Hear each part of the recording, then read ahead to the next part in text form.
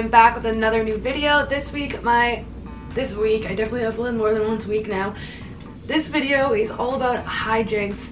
I will also most likely be doing a lineup video and just a bunch of videos on how to prepare for Hijinx because I did go last year, the inaugural year. I cannot talk today. You can't tell.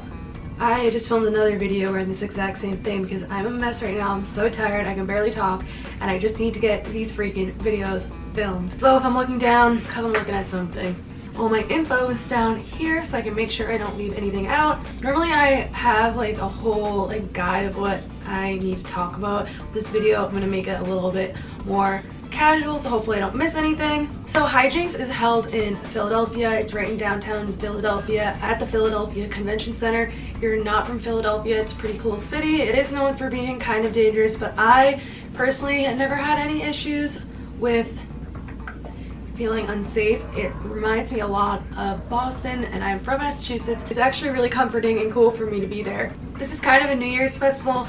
It's one of those ones that's not on New Year's Eve. It's held the weekend before. So this year it is held Friday the 27th and Saturday the 28th. Doors open at 5 p.m. It's 18 plus to get in, and it's 21 plus obviously for drinks. And you need an ID to get in, so do not forget about that. They only allow for you to buy tickets to both days. You cannot buy single day passes. Tickets are on your mobile device, and I think it's like a QR code scan. They say that you're not supposed to sell them, but I'm not 100% sure. I think there might be a way around that if you want to, but maybe not. I think that is why they're checking your ID on the way in to make sure you're not buying a ticket and selling the other half. So right now it is the last weekend of August, and they're still on tier 1 pricing, which is $169 plus fees, which I think is a great price for like a 2-day event. Tier 2 is $200 and tier 3 is $230, so definitely the earlier the better. Paying $160 feels a lot cheaper than paying almost $250. So for VIP, you can get tier 1 tickets for $300, and it goes up to tier 2 pricing at $330. So VIP, you get a VIP viewing deck, you get an exclusive pit in the front of the stage where there's like part of the rail blocked off for you, VIP bar, VIP restrooms and water, VIP entry lanes, a poster, a laminate, on-site event concierge, and complimentary coat check. I am one of those people that loves to try to save money and do things as minimally as possible when I go to festivals. I just did regular tickets last year and I felt completely fine. One of the biggest selling points in my opinion is the exclusive restrooms and water station. I think I waited like 5 to 10 minutes to go to the bathroom. It was not too bad. The thing is, all of those bathrooms were porta potties, so I don't know what the VIP situation is like, but they have just a bunch of porta potties lined up in the event space. So it just kind of, it's a convention center. It's just one big huge room. It feels like a warehouse. So on the sides of the walls, they just have a bunch of porta potties lined up for everyone next to water stations where you are allowed to free fill up your camelbacks and all that. So I didn't think that was too bad, but again, that's all up to personal preference. Like if you're into VIP and you think that stuff is worth it, then go for it. Something really cool about this event is they also offer travel packages if you don't feel like doing any planning, and I feel like a lot of people are into that. I personally have done a lot of traveling because I studied abroad and stuff, so I don't mind, and I think it's really easy because everything is in a city and you can find hotels really close. But if you don't feel like planning anything, it looks like there's 4 hotel options where you can stay with 2 to 4 other people. You buy it as a package, it comes with a ticket in it, and it's between $400 and like $700 depending on what package you choose. So you can look into that as well. I think that's cool that they give you that option. Honestly, just go on the website and look at all this stuff yourself, because between their social media and their website, you can tell they're trying really hard to connect with like the younger audience, because it's all just like cringy and corny like meme stuff, but it's pretty funny and enjoyable. I appreciate the effort they have going there. Something else that's a huge selling point is they have payment plans. See, these tickets aren't even that expensive, so I think it's great that they offer the payment plans. It just makes it so much easier. You pay 25% down plus all the ticketing fees, and then the 5th of October, November, and December you pay another 25%. They say the lineup is coming out September, and last year it came out right after I came back from Bassnectar, and we were like, holy shit, Bassnectar is on this lineup, we are going. So they do have water stations, like I said, so you can bring in camelbacks. You can also bring in totems. They have parking all around. They don't give you a specific parking lot, but there is parking around because you are in a city. There's tons of lots around.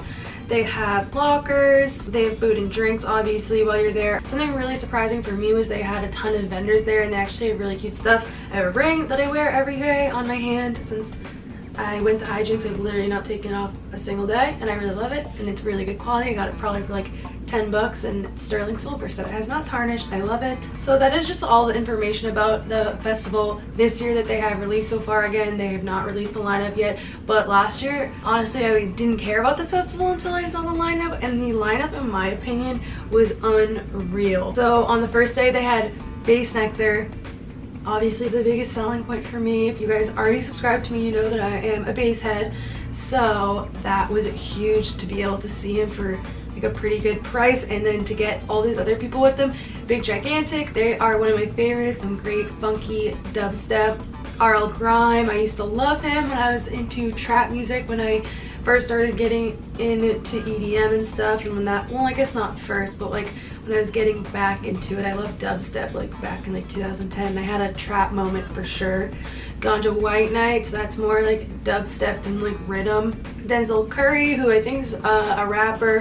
Whipped Cream, I honestly don't listen to her music, but she is a female DJ, which I cannot be mad about seeing on the lineup. Dorfx Bose, who is one of those DJs that is like related to Nectar, not related to, but like associated with Nectar. So we were happy to see Dorfx Bose on the lineup. And then on the 29th, on Saturday, they had Odessa, so I got to see the A Moment Apart tour.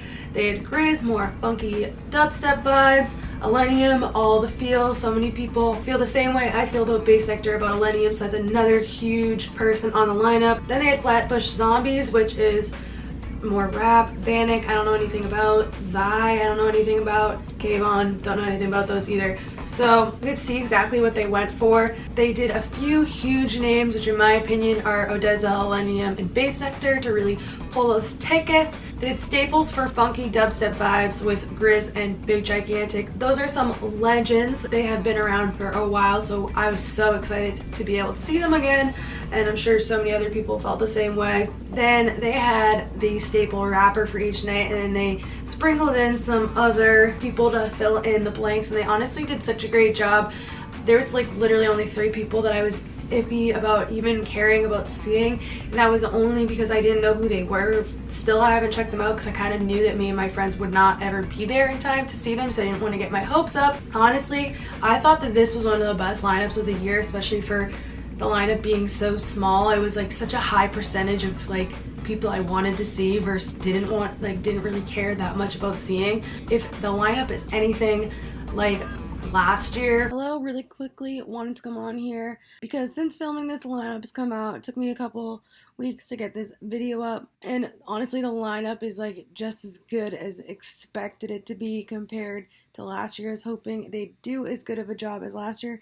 Last year wasn't just a fluke, but they have a very similar lineup to last year. Honestly, I think that this one's even better. So they kind of went for the same like vibe as last year that I already explained. So they have Bassnectar and Excision back-to-back Slander, and last year they didn't do any back-to-backs. So that is definitely an improvement because those are very unique sets. They have Grizz again, Porter Robinson, Skrillex, Zed's Dead, all huge names. I literally, like, those are all some of my favorites. Like, I would love to see any of them. Oh, like, I can't even talk about it. This is so sad that I can't go. Moving on, because I want to die thinking about that. Big Wild, Closey, Drolo, Kittens, Subtronics, So Down, The Underachievers, and Zion I. Like, what? They have, like, some heavy hitter dubstep acts. They have some good vibes, like Porter Robinson, Grizz, Drolo, Closey, Big Wild. Then they have a rapper, Zion I. They have So Down and Subtronics. For more heavy hitters on the lower card, it's just insane. Like, all around, like, you just want to be there for the whole thing. They did amazing, and good job, bravo. I would say this is a huge win for if you're on the East Coast. I traveled from LA because I am from the East Coast. Actually, I was home on the East Coast in Boston for the holidays, so it was easy for me to take like that quick hour flight. I think that the crowd, I don't remember having too much interactions with. I honestly didn't have that big of an opinion on the crowd because I was so immersed with being with my friends. I don't remember it being overly friendly, and I definitely was not bothered. I made a couple friends with the people around me. It is a city festival, but for a city festival, in my opinion, it had great vibes, had an amazing lineup for a city festival, and the price is amazing. I stayed right down the road because there's so many hotels around. We just walked every day. It was weirdly so warm that weekend, so I can't say that'll happen again, but it was really nice. The security in a line on the way in was amazing. We walked straight in. We would arrive like a little bit late every day, but we walked straight in, like didn't stop for 1 second. They barely looked through our bags in security.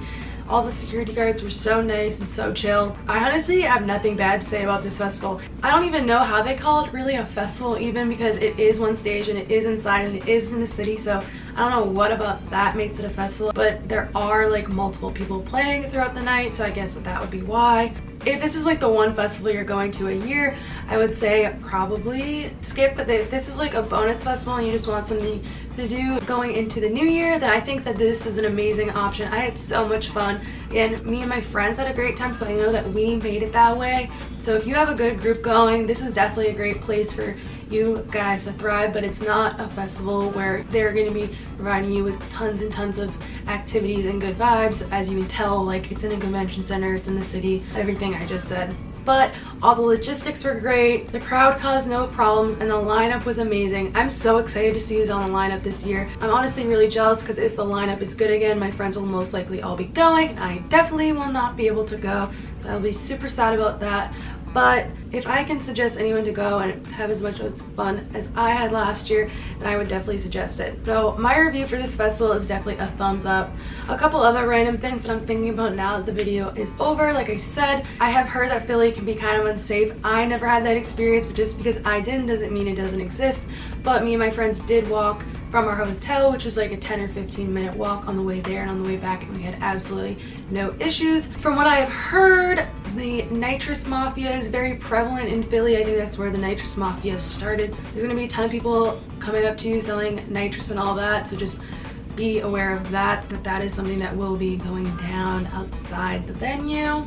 Honestly, I think that's it. If you want to see more videos related to Hijinx, I will definitely be uploading more. I also upload videos about festivals. I do lineup reviews, tips and advice, vlogs. I live in LA, so I go to warehouse parties once in a while. I've been trying to get into the LA EDM scene. It took me a while to get settled, but now I'm diving into the warehouse parties, secret festivals out in the desert and all that.